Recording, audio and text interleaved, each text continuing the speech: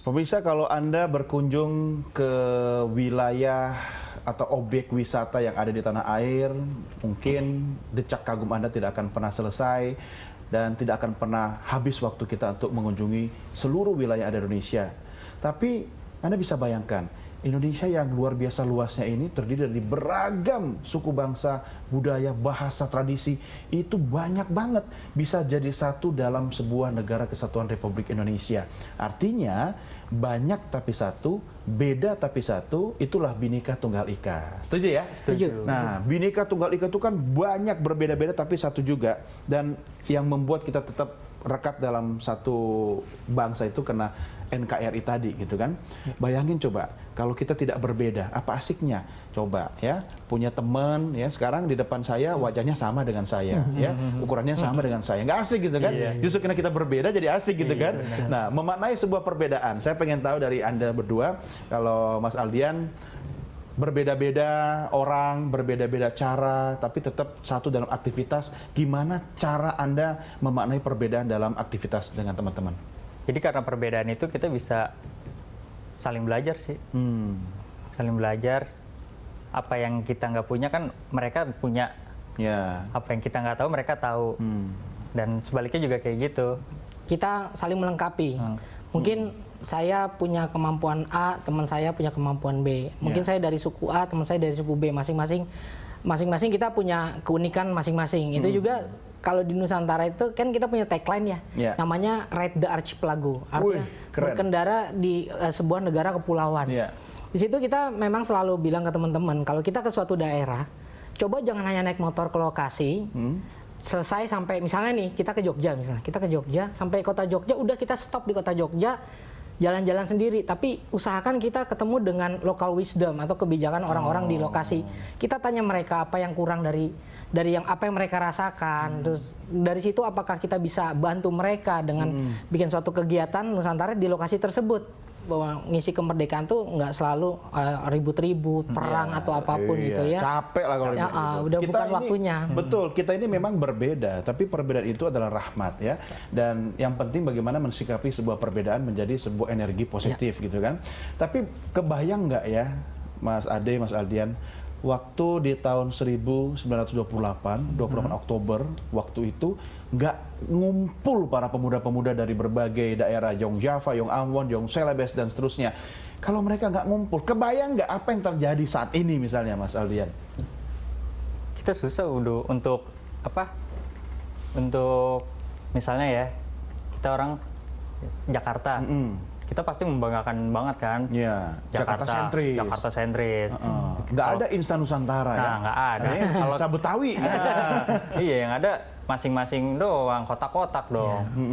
Jadi kebayang banget kalau emang Sumpah Pemuda itu nggak ada, ya bakalan berat juga sih. Bersyukur dong waktu itu ada Sumpah Pemuda ya? Iya. Nah, kalau Mas Ade sendiri melihatnya gimana?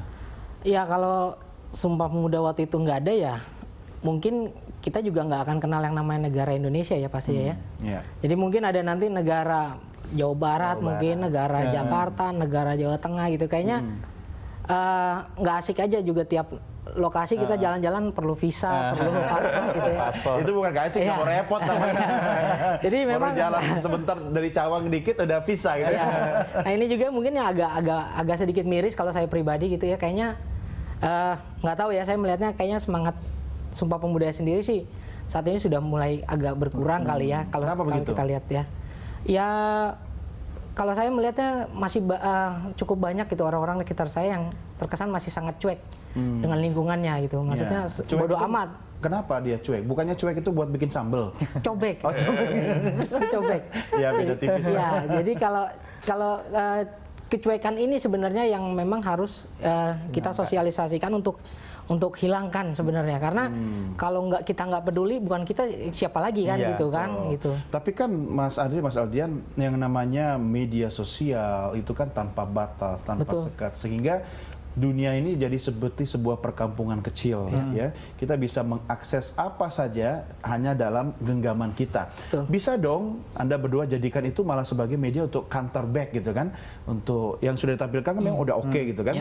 Tapi kan serangan dari luar juga tetap gencar nih, gimana Mas Aldian? Gimana ya? Tetap apa? tetap menjaga aja sih. Jaga apa? Menjaga perasaan atau apa nih?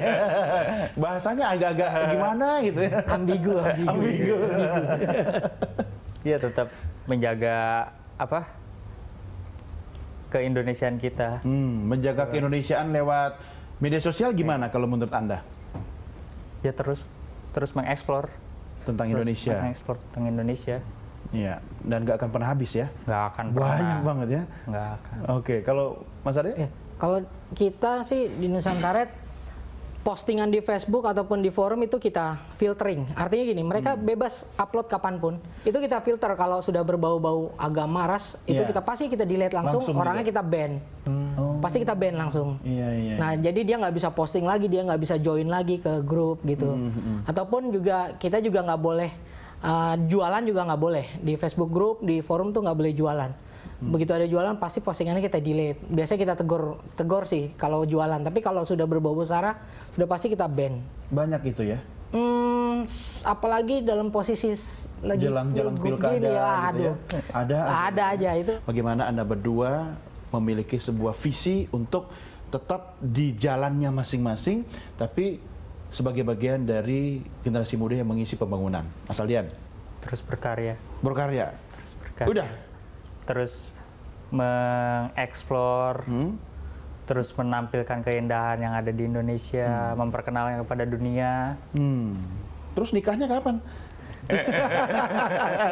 Cie. Udah punya calon belum? Belum. Pasang dong, Curhat. posting di Insta Nusantara. Nggak boleh ya? Dilarang. Mas Ade? Ya, kalau kita sendiri di Nusantaret ya, saya bicara Nusantaret itu, Nusantaret mungkin dalam 1-2 tahun ke depan kita akan mendevelop sebuah aplikasi, aplikasi mobile, di mana aplikasi mobile ini untuk memperkenalkan wisata di Indonesia. Jadi di situ kita nanti bisa login, posisi koordinat saya berapa, bisa cari lokasi wisata terdekat. Dan ini juga tujuannya untuk mempermudah teman-teman yang suka naik motor dari luar negeri, karena banyak rider dari luar negeri yang suka datang ke Indonesia. Iya. Mereka sering ngubungin kita di Nusantaret. Saya mau jalan di Pulau Jawa, saya mesti kemana aja tempatnya yang bagus-bagus. Iya. Kita kasih koordinat mereka tinggal jalan ke tempat itu. Nah, dalam beberapa 1 tahun ke depan mungkin kita akan develop aplikasi itu. Sukses buat Anda berdua dengan segala kegiatannya. Tetap semangat. Jangan lupa Sumpah Pemuda, satu bangsa, satu bahasa, satu negara. tanah air. Oke, kita foto-foto dulu. Kalau ini wajib dimasukin ya. Nanti saya kirim fotonya. Oke, lihat sini semua. 1, 2. Sekali lagi 1, 2, 3. Oke, thank you Mas Ade, Mas Aldian, sukses benar dan pemirsa, sampai jumpa dalam DK Show akan datang. Bye-bye.